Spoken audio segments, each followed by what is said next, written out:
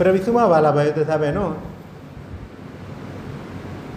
એક ઘણી બધી વખતે પેલી એક નાની ઘટના કે એના ઉપર તમે જોઈ શકો છો. એને ઘણા બધા લોકો કહે છે કે મેં લખી છે, મેરી સ્ટીવન્સન કરીને એક બેન કહે છે કે આ કવિતા મેં લખેલી છે ને એ ફૂટપ્રિન્ટ ઓન ધ સેન્ડ, આ ત્યાં તમે વાંચ્યું હોય એટલે પગલાંની છાપ રેતી પર. અને એ કહે છે કે નાની હતી ને ત્યારે એકલી પડી ગઈ. અને એટલે કહે છે દરિયા કિનારે એક વખતે ચાલતા ચાલતા જોવે છે તો કહે છે કે મારા 2 પગલાંની છાપ અને સાથે બીજા એક પગલાંની છાપ પણ હું જોતી હતી. પણ અચાનક એવો સમય આવે છે જ્યારે પગલાંની છાપ એક જ દેખાય છે. એને લાગે છે કે આ પગલાં મારા છે અને મુશ્કેલીના બધા સમયો છે ત્યારે હું એકલી જાઉં છું, કોઈ સાથે હોતું નથી. એટલે એ પ્રભુને પ્રશ્ન પૂછે છે કે જ્યારે અમુક સમયે 2 પગલાંની છાપ જોઉં છું પણ મારી મુશ્કેલીના સમયમાં એક જ પગલાં જોઉં છું, ત્યારે પ્રભુ એને જવાબ આપે છે કે પેલા પગલાં છે ને એ તારા નથી, એ પગલાં મારા છે. તને મુશ્કેલીના સમયમાં હું ઉઠાવી લઉં છું. એ જ વાત આજના વાંચનોમાં પ્રભુ કહે છે, હું જ સાચો ગોવાળ છું, તમારા માટે જીવન આપવા તૈયાર છું. આજે પ્રભુ ઈસુ તમને ને મને એ પ્રેમની વાત સમજાવે છે. આનું પ્રથમ વાંચન પ્રેષિતોના ચરિત્રોના ગ્રંથમાંથી લેવામાં આવેલું વાંચન. અહીંયા ખાસ કરીને થોડા સમય પહેલાંનો પીટર એક ડરપોક પીટર હતો. ઈસુ સજીવન થઈ જાય છે પછી એમનામાં થોડું પરિવર્તન આવે છે ને આજે પવિત્ર આત્માના પર્વના દિવસે એનામાં સંપૂર્ણ પરિવર્તન આવી જાય છે ને જે ડરપોક હતો એ નીડર થઈ જાય છે. અને નીડર થઈ જાય અને તરત એ વાત કરે છે, એ આજનું વાંચન એ શું વાત કરે છે, 50માના પર્વના દિવસે પીટરે 11 શિષ્યો સાથે ઊભા રહીને પોતાનો અવાજ ઊંચો કરીને લોકોને સંબોધન કરતા કહ્યું. શું કહે છે? આખી ઇઝરાયેલી પ્રજાને નિશંક જાણી લેવું જોઈએ કે જે ઈસુને તમે ક્રૂસે ચડાવ્યા તેમને ઈશ્વરે પ્રભુ અને ખ્રિસ્ત બનાવ્યા. એ ડાયરેક્ટ પેલા લોકોને બ્લેમ કરે છે, અરે તમે પ્રભુ ઈસુને મારી નાખ્યા ને, તમે એને કોડા ફટકાર્યા, તમે એને કાંટાળો મુંગટ પહેરાવ્યો, બધું કર્યું. તમારી ઈચ્છા તો એ દબાવી દેવાની હતી ને, પણ સત્ય હંમેશા આગળ આવે કે જે પ્રભુ ઈસુ ને પરમેશ્વરે સજીવન કર્યા અને આજે એક પ્રભુ તરીકે ખ્રિસ્ત તરીકે ઠરાવ્યા, એ વાત કરે છે. અને એટલે પેલા લોકોને કહે છે આજે કદાચ તમને ને મને પણ એની એ જ વાત કહે છે જે પ્રભુ ઈસુને ક્રૂસે ચડાયા. કદાચ આપણે પણ આપણા પાપો દ્વારા, આપણા અપરાધો દ્વારા, આપણા ગુનાઓ દ્વારા, આપણી નબળાઈઓ દ્વારા પ્રભુ ઈસુને ક્રૂસે ચડાવીએ છીએ. આપણે પણ એ જ એમને સામેલ થઈએ છીએ. ત્યારે એ લોકોનું હૃદય વિંધાઈ જાય છે. આજે તમારા અને મારા માટે પ્રશ્ન છે, આ વાંચન સાંભળીને આપણા હૃદયમાં પણ કંઈક થવું જોઈએ કે જે પ્રભુ ઈસુને ક્રૂસે ચડાવવામાં આવ્યા પણ એમને સજીવન કરીને પ્રભુ ઠરાવ્યા. ત્યાં આગળ પછી પેલા લોકો શું કહે છે, ઓકે અમે અમારી ભૂલ સ્વીકારીએ છીએ, હવે તમે કહો અમે શું કરીએ. ને ત્યારે પીટર કહે છે, ઓકે સારું, તો કહે છે ભાઈઓ તમે હૃદય પલટો કરો, તમારા પાપની ક્ષમા માટે ખ્રિસ્તના નામે સ્નાન સંસ્કાર ગ્રહણ કરો અને પવિત્ર આત્માનું વરદાન લઈને પવિત્ર આત્માનું જીવન જીવો. ત્યાં 3 વાત કરવામાં આવે છે ને એ છે પ્રથમ બાબત હૃદય પલટો કરો, કન્વર્ઝન, સંપૂર્ણ રીતે યુટર્ન. જે ખરાબ રસ્તો જીવતા હતા ત્યાંથી જઈને સાચે રસ્તે જીવવા બાબતની વાત કરે છે. બીજી બાબત સ્નાન સંસ્કાર ગ્રહણ કરો. એટલે સ્નાન સંસ્કાર એટલે જે જૂનું જીવન છે એમાં મરી જઈને નવું જીવન શરૂ કરો, એ બીજી બાબત. અને પવિત્ર આત્માનું દોર્યું જીવન. અને જે પીટર દરેક ડરપોક જીવન જીવતો હતો એ પછી નીડર થઈને જીવે છે. એમ ડરપોક નહીં પણ હવે નીડર બનીને એક ભલા ભરવાડ તરીકે જે પ્રભુ ઈસુ જીવીને ગયા એમ તમે પણ એવું જીવન જીવો. એ આજે તમને અને મને પ્રેરણા આપવામાં આવે છે. પ્રથમ વાંચન. આજનું બીજું વાંચન સંત પીટરના પહેલા પત્રમાંથી લેવામાં આવેલું વાંચન.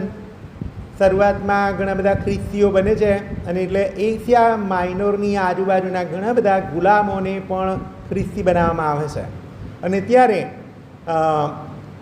માલિકને ગુલામ સાથે ગમે તે કરવાની હક હતી, અને એટલે એને વેચી બી દઈ શકે, એને મારી પણ નાખી શકે, અને બધું જ એ પ્રમાણે એમને હક હતો. અને એટલે આ લોકોને ઘણી તકલીફ પડતી હતી ગુલામ તરીકે. અને એટલે પીટર એમને હિંમત આપે છે અને એમને સાચી દિશા આપે છે. એ શું કહે છે? પ્રભુ ઈસુ એ ઈશ્વરના પુત્ર હોવા છતાં, કશું જ ખોટું ના કર્યું હોવા છતાં એમને પડતો બધો જ માર સહી લીધો, અને છેક કાંટાળો મુગટ પહેર્યો, કે ક્રૂસે ચડાયા, માર ખાધો, લોકો થૂક્યા, અપમાન સહન કર્યા, બધું જ કરીને સંપૂર્ણ રીતે પ્રભુની ઈચ્છા પૂરી કરવા માટે પ્રયત્ન કરે છે. આજે તમને અને મને પણ સંત પીટર એ લોકોની સાથે, એ ગુલામોની સાથે આપણને પણ જોડીને એ જ સંદેશો આપે છે કે આપણા પર જ્યારે મુશ્કેલી, દુઃખ, તકલીફો આવે ત્યારે એ પ્રભુની વિરુદ્ધ બબડાટ ના કરતાં પ્રેમથી સ્વીકાર કરીએ.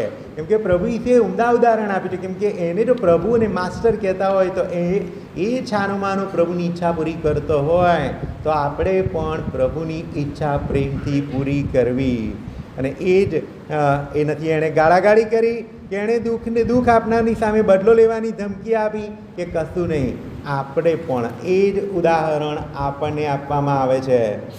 કોના પર છોડવાની જરૂર છે? અદલ ઇન્સાફ કરનારની ઉપર છોડી દો, બાકીનો ઇન્સાફ એ કરશે. બાકીનો ઇન્સાફ એ કરશે. ઇન્સાફ તો કરે છે. જોઈ લેજો આજુબાજુમાં બધાના ઇન્સાફ થતા હોય. થોડી ઘણી વાર લાગે. આમ તો અહીં કોર્ટમાં તો ધક્કા ખાવા જ પડે ને. ત્યાં ઉપરની કોર્ટમાં થોડા ધક્કા નહીં ખાવાના, છાના મને ધીરજ રાખીને રાહ જોઈએ. પ્રભુ એનો બધાનો બદલો આપે છે અને બરાબર ન્યાય કરે કે એમના કાર્યનું ફળ આ આપવામાં આવે, બરાબર મળે છે. એટલે સર પીટર બહુ સ્પષ્ટ કહે છે, પ્રભુ પર ભરોસો રાખીને તમને જે કાંઈ દુઃખ તકલીફો મળે છે એ બધું સહન કરી લો, બાકી બધું પ્રભુ સારું કરશે. આજનો શુભ સંદેશ. અને ત્યાં શુભ સંદેશની અંદર એ કહે છે, હું સાચે સાચ તમને કહું છું, જે કોઈ ઝાપામાં થઈને જોગમાં નથી જતો તે અને બીજેથી ચડી જાય છે એ માણસ ચોર અને લૂંટારો છે. ત્યાં આખા ચેપ્ટરમાં આમ તો બેકગ્રાઉન્ડમાં જોઈએ તો પેલેસ્ટાઇન અને એની આજુબાજુના લોકોની પાસે બીજો કશો ધંધો નહોતો. આમ ધીમે ધીમે ધંધાઓ વિકસે છે. ત્યારે શું, એક જ પશુપાલન, એ જ ધંધો હતો. અને એટલે અમુક લોકો ઘેટા રાખે, અમુક લોકો બકરા રાખે, અમુક લોકો જુદું રાખતા હતા. એમાં ઘેટા બકરાને આ લોકો એમના ઘેટાઓને શું કે 50 અને 100ના ટોળામાં રાખે, પણ દરેક ઘેટું એના ભરવાડાનો અવાજ સાંભળે છે. બરાબર. કેમ? ઓકે, આપણા માટે પોસિબલ થોડું શક્ય નથી અત્યારે આ ઇમેજિન કરવાનું, કેમ કે આપણે એ કલ્ચરની બહાર રહીએ છીએ. પણ આ લોકો કહે છે એમના ઘેટાઓને રાખીને એક જ મોટા વાડાની અંદર ચારે બાજુ 5-1 ફૂટની દિવાલ હોય, ત્યાં એક જ દરવાજો કરીને બધા ઘેટાને અંદર પૂરી દેવામાં આવે, અને ત્યાં આગળ એક રખેવાળ તરીકે માણસ સૂતો હોય કે બેઠો હોય, અને બીજા બધા આરામ કરતા હોય કે આખો દિવસ એમને ફરવા લઈ ગયા હોય, ચરાવવા માટે લઈ ગયા હોય. એટલે વારા ફરતી અમુક દિવસે ત્યાં જોગના દરવાજા આગળ કોઈ એક માણસ બેસે અને બીજા બધા આરામ કરે. એ પરિસ્થિતિ હતી. બીજા દિવસે જ્યારે ઘેટા કાઢવામાં આવે ને ત્યારે બધા ઘેટા ભેગા થઈ ગયા. કદાચ આપણે એકબીજાને ના ઓળખી શકીએ, પણ ઘેટા ભરવાડનો અવાજ બહુ સ્પષ્ટ જાણે છે. ઓકે, આપણા પરિસ્થિતિમાં લાવું તો આપણી પરિસ્થિતિમાં કોઈનું નાનું બાળક લેજો, એ 4, 5, 6 મહિનાનું, 8 મહિનાનું હોય, મમ્મીના હાથથી બીજો હાથ આવે ને એને ખબર પડે કે આ હાથ મારી મમ્મીનો કે મારા પપ્પાનો નથી. તરત જ એને આવી જાય કે આ કોઈક બીજાનો હાથ છે, એટલે તરત જ હાથ બદલાય ને એટલે તરત જ રડે છે. કેમ? એને બરાબર ખબર છે પ્રભુએ દરેકને એની બુદ્ધિ આપેલી છે. ઘેટાને પણ બરાબર ખબર છે કયો અવાજ મારા માસ્ટરનો છે. કોઈ દિવસ કદાચ ભરવાડ મોટી ડાંગ લઈને જાય પણ એના ઘેટાને ના મારે, એ આમાં પેલા રોડ પર જ ખખાડે. એ બીજે નહીં મારતો, એના ઘેટાને મારતો નહીં, એની ગાયને મારતો નહીં. એ બીજાના માટે છે. કદાચ તમે કંઈ કરો કે પછી સામેથી કદાચ વાઘ વરુ કે કંઈક આવે તો એ લાકડી લઈને મારે, એટલા માટે લઈને ફરે છે. એને લાકડી લઈને જાય છે એટલે શું છે? એટલે અમુક વખતે ભાડુથી માણસ હોય તો શું થાય, ઘેટા અરે મને કદાચ મારું આવી બનશે એમ કરીને એ નાસી જાય ઘેટાને છોડીને. પ્રભુ ઈસુ એમાં નહીં, એ કહે છે કે ના, હું સાચો ગોવાળ છું. આજે એ વાત કરવામાં આવે છે. ત્યાં બીજી વાત કરવામાં આવે છે કે મારા ઘેટા મારો સાદ સાંભળે છે, મારા ઘેટા મારો સાદ સાંભળે છે.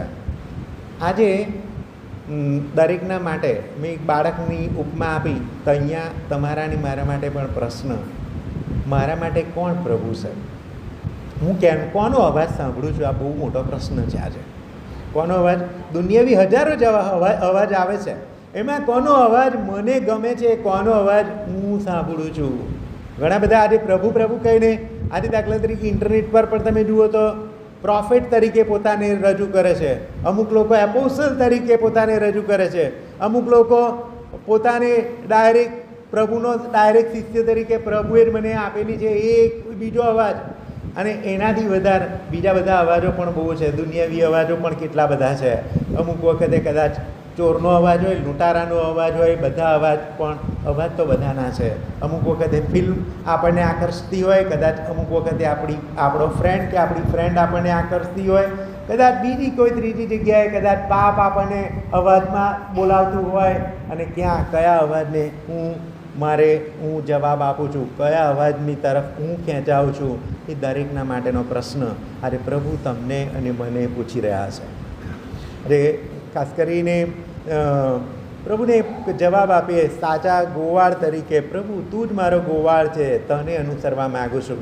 કદાચ આ બધા અવાજોની અંદર, આ બધા કોલાહલની અંદર કદાચ પ્રભુનો સાચો અવાજ સાંભળી શકીએ એ માટે પણ થોડી શાંતિની જરૂર હોય, થોડી વાર અહીંયા આવીને બેસવાની, મનને શાંત રાખવાની પણ જરૂર હોય. પ્રભુ પાસે એ કૃપા માગીએ. આજે ખાસ કરીને વોકેશન સન્ડે પણ કહીએ છીએ, વોકેશન માટે પણ પ્રાર્થના કરીએ છીએ. બોલે ધર્મજન, ખાસ કરીને વોકેશન માટે બધા લોકો અલગ અલગ વાત કરતા હોય. કદાચ હમણાં થોડા સમય પહેલાં કેવું ઓછા બાળકો છે એટલે વોકેશન નહીં, એનાથી વધારે એવું કશું છે નહીં કે ઓછા બાળકો અહીંથી, એટલે એનાથી વધારે હંમેશા સારા ઉદાહરણો એ તારી એના તરફ દોરતા જાય છે. આજે ઘણી બધી વખતે કદાચ આપણે પણ દીકરા દીકરીઓની સામે ગમે ત્યારે બધું નેગેટિવ ના બોલતા રહીએ, બધું જ નકારાત્મક ના જોતા અમુક વખત હકારાત્મક પ્રેરણા પણ આપણા દીકરાઓને આપીએ. કદાચ બીજી રીતે પણ કહું, કદાચ બધા પુરોહિતો નકામા, બધા નકામા. કેમ? તમે પણ શ્રેષ્ઠ પુરોહિત તમારા દીકરા કે દીકરીને પણ બનાવી શકો છો, એવું કશું નહીં ના બનાવી શકાય. બધા સારા ઉદાહરણો આમ તો ઘરેથી જ બધા છે ને, જે લઈને આવે ને એ જ થાય. 12-15 વર્ષ કે 17 વર્ષે રહીને પરિવર્તન નહીં આવતું, થોડુંક જ્ઞાનમાં વધારો થાય. પણ એ જ સારા સંસ્કારો આપીએ ને તો સારા પુરોહિત આપણે પણ આપણા દીકરા દીકરીઓને બનાવી શકીએ છીએ.